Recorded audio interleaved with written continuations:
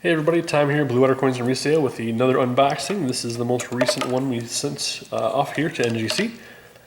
We should have a couple more boxes coming back in the next couple weeks, so stay tuned for those. Alright.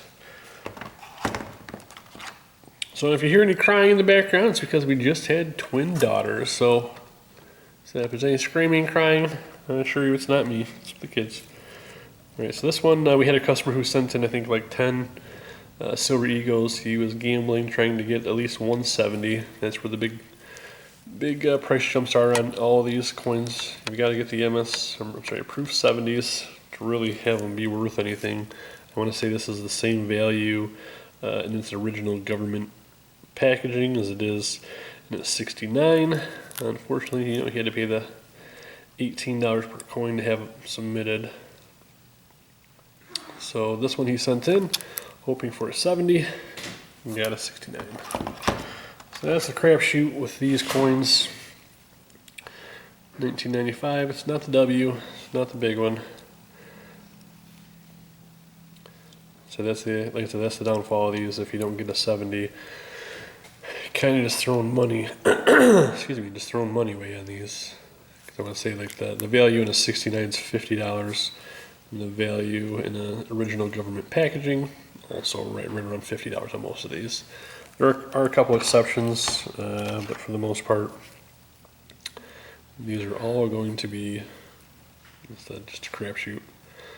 So if they would have came back 70s, though, it definitely would have paid off. I think some of these coins that he sent in, if they would have came back as 70, some of them are up towards $1,000.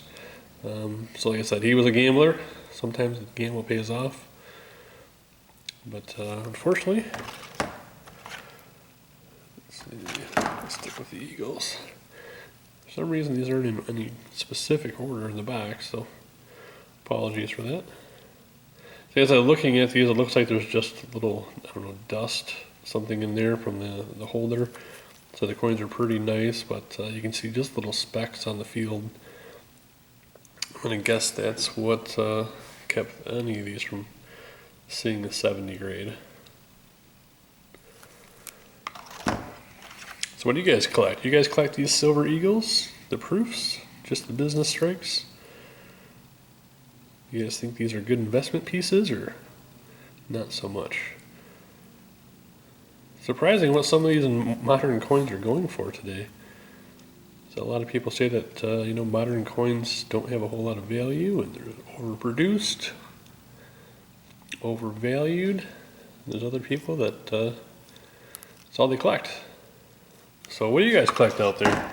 You guys do the proof eagles? 1993. Also a 69 cameo. So I'll go ahead and save the suspense. None of them did come back at 70.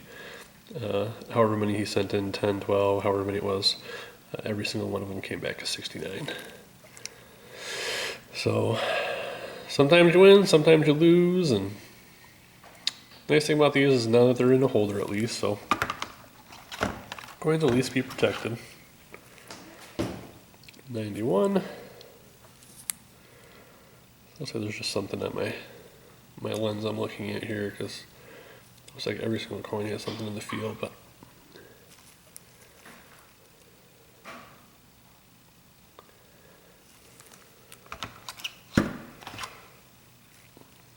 $97, also a 69 UCAM. Pretty looking coins. So for the most part, like I said, I personally do not collect silver eagles. Most of the time, like I said, if you look at a 70, you really can't see any difference between the 69 and the 70. And I found some that even as a 69, you can find issues with. So I'm not really sure, as far as what the deciding factor is between a 69 and a 70. But me personally, I cannot tell the difference. At least most of the time, I'll say that.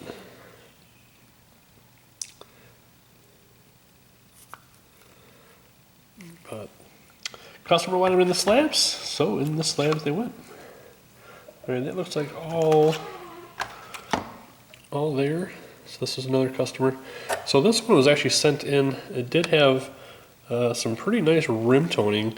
It was just kind of a darker shade around the rim. We had this in a PCGS gem uncirculated holder. We had this in store. The customer bought it, cracked it out, and they sent it in for grading. And NCS said that they wanted to clean it. So the customer decided to go ahead and do the NCS service. 70. So they lost the color. Like I said, I don't think I have a picture of the coin before just to see what the toning looked like to show you. But I'm gonna guess he's probably pretty happy with that MS70 grade. So he's sending that one. And then he's also doing the W quarters. He said he found this one. He's trying to get a 65 on this guy, but they did not grace a 65. So we just sent in one of the tall grasses for him also. This one's the Marsh Billings.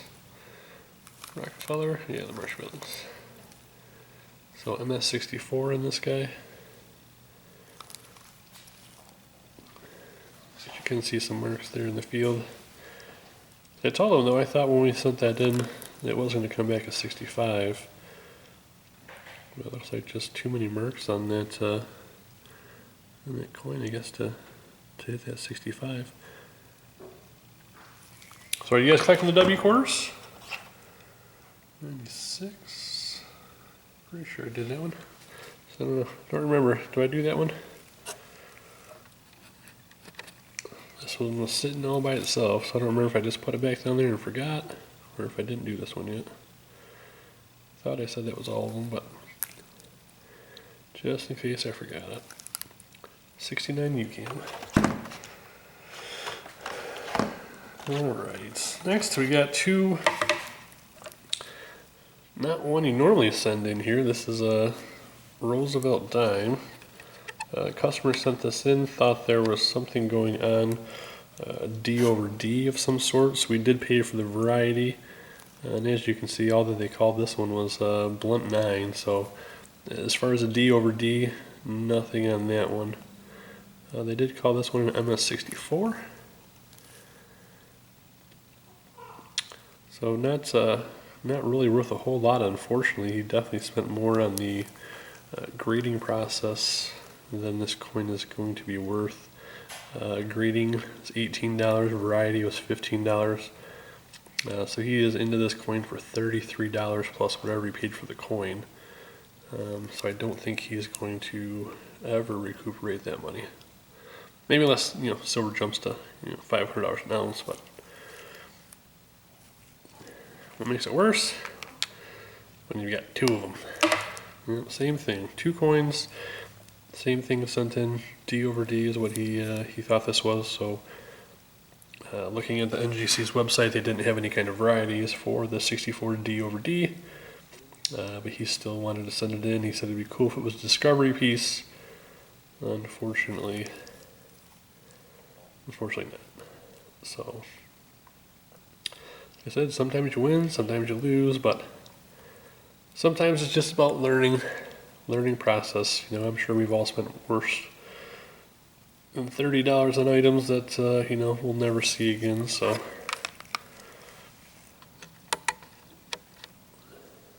there we go on those two coins, both same grade, same designation.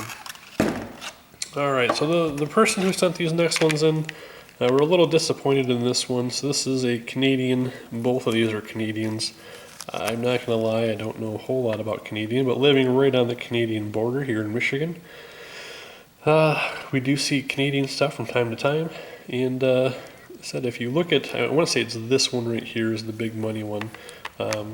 So you can see that it says shoulder fold. What NGC did not put on there is that there's a close leaf and a far leaf. And like I said, I don't know anything about this, but the customer told me that this one is the near leaf. So we might have to send this off. I see that PCGS does do that on the designations. So this one might have to be sent over to PCGS to actually get that near leaf and far leaf put on there. Like I said, I I'm not sure. I'm guessing it's this one right here. You can see how close that is to the rim. So, but looking at price guides, this is a multi-$1,000 coin if the designation is correct on that. As far as the near leaf, far leaf. So if I'm saying it backwards, I do apologize. Like I said, I'm not a Canadian coin collector. He was very excited when he showed this to me. And he said that he thought he had a big coin.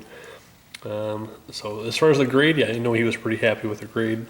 If you know a little bit better than I do, go ahead and feel free to drop a comment down below. So this will be the second one. This is the no shoulder fold. MS62 on this one.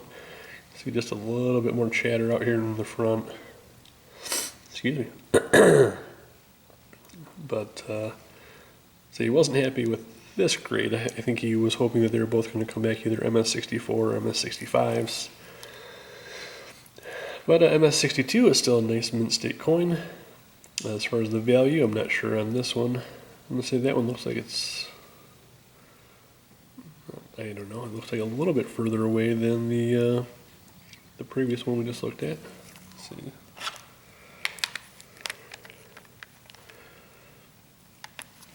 Zoom out just a little bit.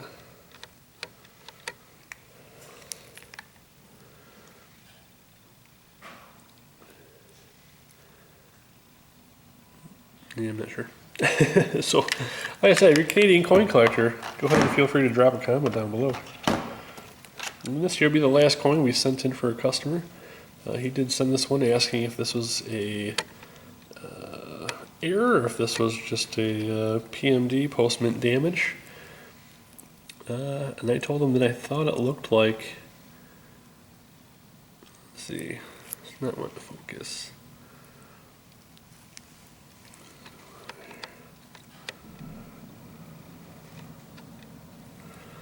So you can see it just, there we go, right here at the bottom. That's going to be the error that he sent that in for. And this was a verse lamination. And this one did come back extra fine 45 brown. I don't think we sold this one to him. I think that he bought this one off of somebody else. So, but he wanted to send